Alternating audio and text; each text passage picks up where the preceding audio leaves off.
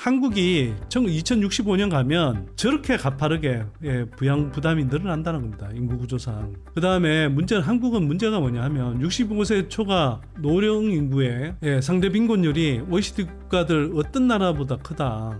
아이들한테 과도한 사교육비 있어서 돈은 엉뚱하게 많이 써버리고 그래서 자기들 노후 준비도 안 돼 있고 나중에 어찌어찌해서 모은 집안채 이렇게 갉아먹어가면서 살아야 되나. 선택과 집중을 해야 되고요. 여러분들이 갖고 있는 자원을 어디다 쓰는 게 맞나. 자녀들이 어떤 영역에서 일하기를 원하세요? 행운의 영역이 되는 게 좋죠. 일단 얘네가 하고 싶은 일을 한다? 그러면 적어도 불운의 영역은 안 가잖아요. 최소한. 이게 이제 그래서 중요한 겁니다. 시장을 자신의 것으로 만들 수 없다면 자신만의 시장을 만들게 하십시오. 아이들한테. 미래를 예측하는 가장 좋은 방법은 스스로가 그것을 창조하는 것입니다.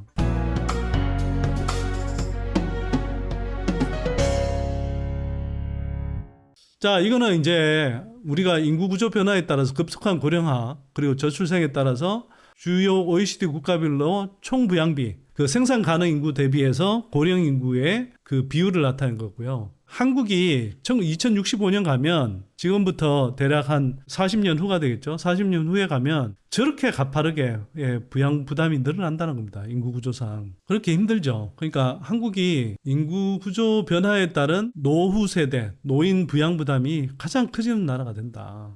사회 전체적으로 저렇게 부담이 커지니까 저걸 우리가 예산만으로 다 해결할 수도 없고 뭐 정부나 정치권이 저렇게 충분히 잘 현명하게 대처하는 것 같지도 않으니까 여러분들이 수익을 내야 된다고 보고요. 이건 좀 지난 데이터지만 4차 국민연금 재정 추계만 보더라도 국민연금 고갈이 2040년대 초반 가면은 정점을 찍고 가파르게 고갈되기 시작한다. 인구구조상. 근데 저게 아마 더 가팔라질 겁니다. 그 다음에 한국은 문제가 뭐냐 하면 65세 초과 노령 인구의 상대 빈곤율이 OECD 국가들 어떤 나라보다 크다. 높다.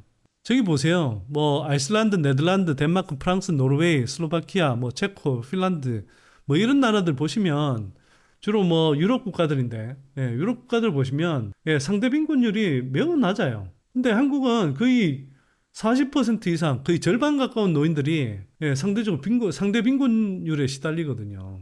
그러니까 한국은 노후가 그래서 공포스러운 거예요. 아까도 말씀드렸듯이 상대적으로 돈 잘 벌 시기에는 아이들한테 과도한 사교육비 있어서 아이들한테 크게 미래 사회를 대비하는데 별로 도움도 안 되는데 돈은 엉뚱하게 많이 써버리고 그래서 자기들 노후 준비도 안 돼 있고 나중에 어찌어찌해서 모은 집안채 이렇게 갉아먹어가면서 살아야 되는. 그러니까 이게 상대 빈곤율이 높을 수밖에 없죠. 그리고 제가 말씀드렸다시피 이른바 공공사회복지 지출 비중이 전 세계적으로 OECD 국가들 가운데 가장 낮은 축에 속해서 멕시코에 이어서 한 뒤에서 두 번째 정도 수준으로 낮아서 노후 세대의 그 공적 소득 이전이 취약하고 그 다음에 주식 투자 같은 걸 안 해서 미국처럼 자본소득이 있는 것도 아니고 그러니까 상대 빈곤율이 저렇게 높죠.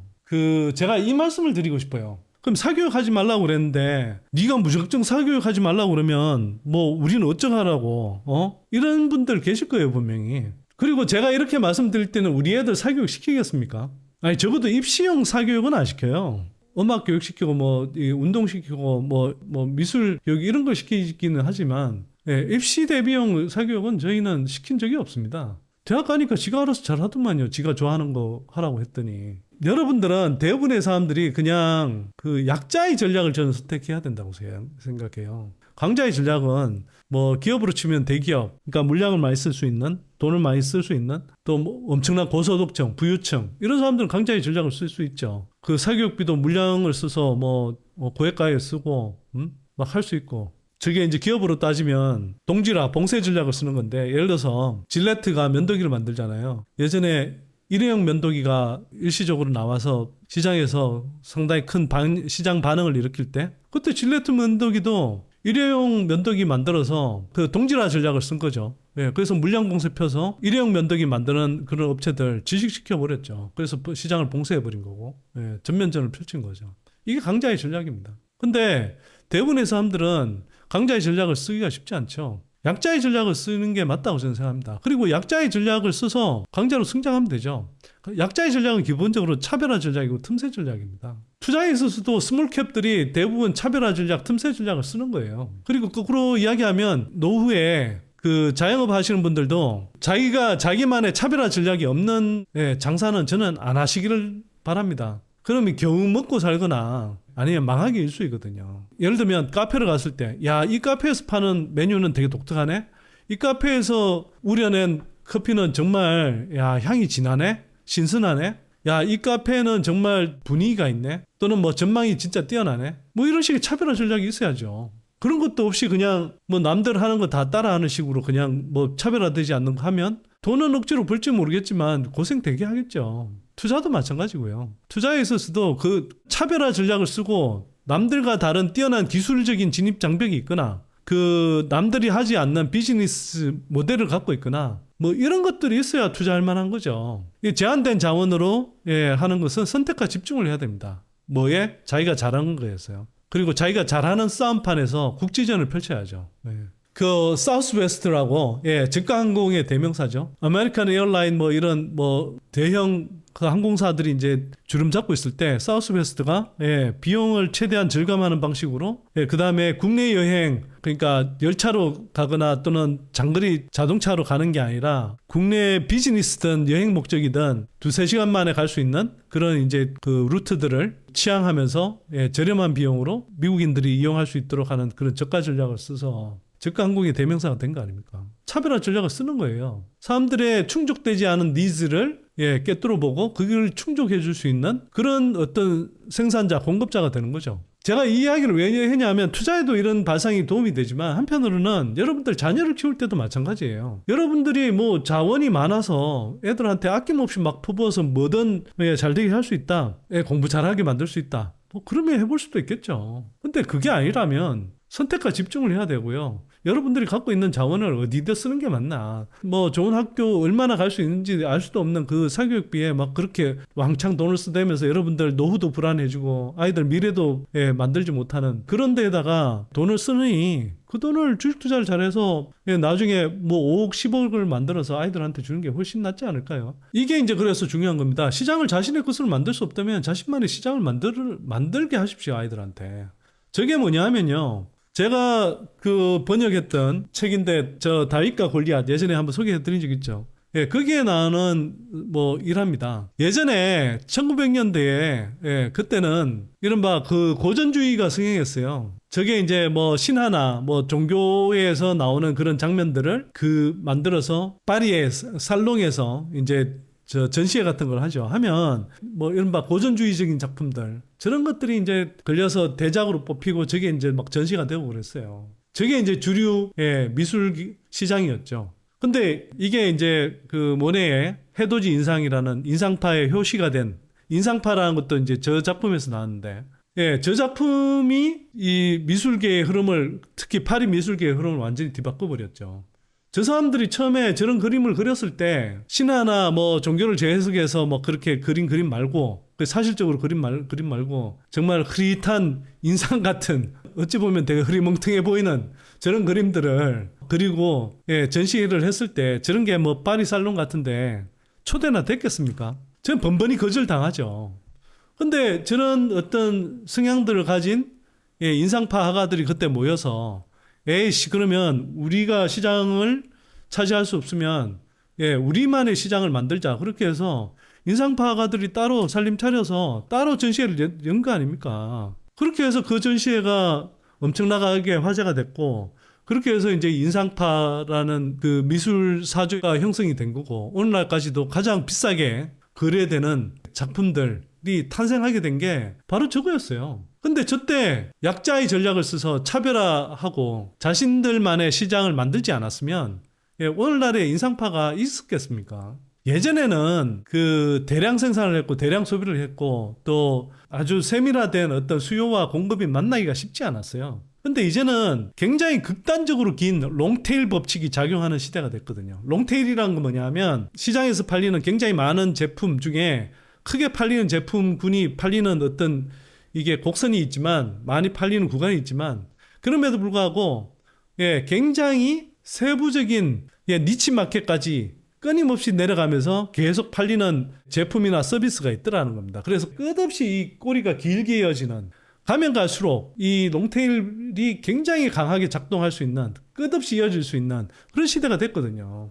예를 들어서 유튜브만 하더라도 각양각색의 유튜브들이 얼마나 많이 나와 있습니까? 전에는 예를 들어서 방송을 따져보면 공중파 3사밖에 없었죠. 그러다 케이블 TV 나오고 정편 나오고 했고 지금은 채널이 뭐 몇십 개가 됩니까?